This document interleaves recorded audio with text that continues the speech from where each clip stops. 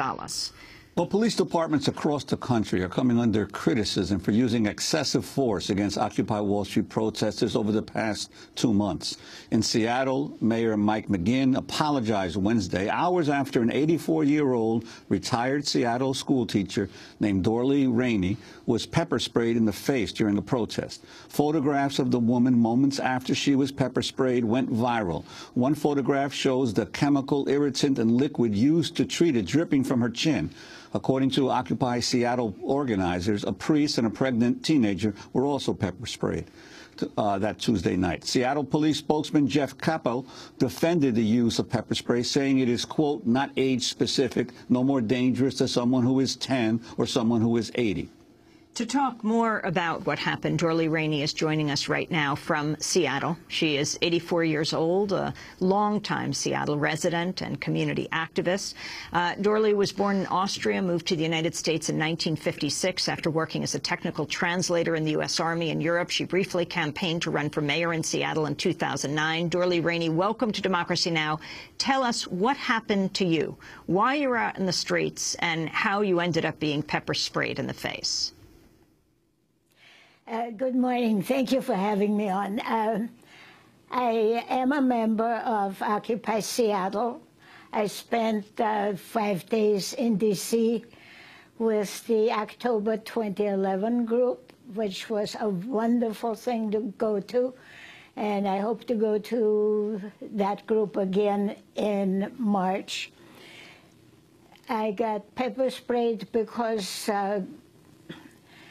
we were penned in by the bicycle groups until there was no way out. And the minute the people had us penned so tightly that we could barely move, they started letting loose with the pepper spray. And it was not just a few people that were targeted. When you look at the pictures, you will see that the pepper spray fog and the stream of pepper spray is all over. My problem is not only with police brutality, it is with the progressive, getting worse attitude of the police. I was tear gassed, and thank you, Norm Stamper, in Seattle when the WTO was there in Seattle. And I also was in a workshop with Arundhati Roy when she was in Seattle for the WTO. These occasions, while they were pretty violent outside, were not nearly as bad as what we see now. It is getting progressively worse. Our freedoms are getting curtailed, and I just listened to the press being banned at Wall Street. This in a country where we export our sort of democracy all over the world at gunpoint. And what we have to do is change the mindset of people that guns will not solve our crisis. The president going to Australia to introduce troops into Australia, I fear for Australians because sooner or later they'll be occupied like our troops are occupying practically half of the world. Once the troops get there, there's no getting them out. I wanted to get your comment, Dorley, on the Seattle Mayor Mike McGinn apologizing Wednesday to protesters who were pepper sprayed Tuesday night. He wrote in a statement, last night the police used pepper spray in 2 separate incidents. Many are now questioning whether the police use of force was appropriate to the circumstances.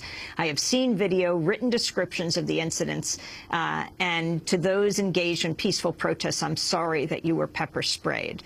Mayor McGinn also wrote that he spoke to you, Dorley Rainey, and asked how you're doing. Can you describe that conversation and what you told Mayor McGinn? We spoke very briefly, and I told him that he is not in charge of what is going on, that our politicians really have lost control, and this sort of brutality is now endemic all over the United States and is being controlled by Homeland Security, by the FBI, and by the military and the war on terrorism, and it has nothing to do any longer with what individual mayors may want or not want to do. Well, a number of questions have been raised about how much cities across the country have coordinated